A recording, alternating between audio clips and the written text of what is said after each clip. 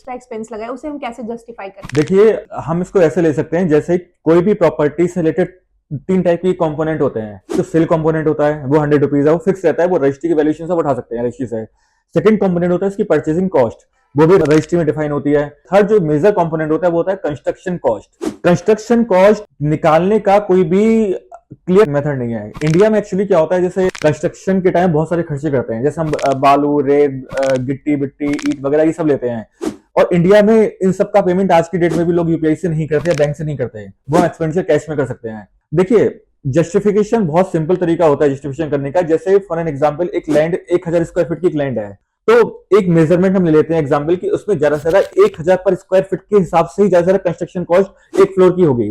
तो अगर आप बोल रहे हो कि आपके 2 फ्लोर है, 3 फ्लोर है, तो इनकम टैक्स से अगर मान लीजिए कोई भी स्कूटनी लेट सपोज आती है, उस स्कूटनी हम दिखा देते हैं कि सही है भैया, ये 100 रुपए में से 70 रुपए तुम्हारे बैंक में और 30 रुपीज हमारे कैश में है।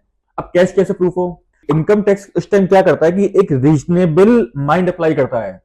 अगर 1000 स्क्वायर फीट की कोई प्रॉपर्टी है, लेट्स सपोज हम उसको 10 लाख में खरीद रहे हैं, तो 10 लाख की प्रॉपर्टी पे कोई भी आदमी 30 लाख रुपए खर्च नहीं कर सकता कंस्ट्रक्शन में। तो इनकम टैक्स पे बेसिक रीजनेबल लेता है कि हाँ चलो इतना अमाउंट एक्सपेंडिचर हो सकता है, हुआ होगा, तब तक तो ठीक है। जहां तक चीज रीजनेबल है, जस्टिफाइड है, तो ठीक है। अदरवाइज उसके ऊपर कोई इनकम टैक्स किसी भी तरीके का कोई भी क्लेम नहीं लेने वाला। जो बैंक वाला क्लेम है वो तो ओके है, कैश वाले component income tax clear disallow करता है।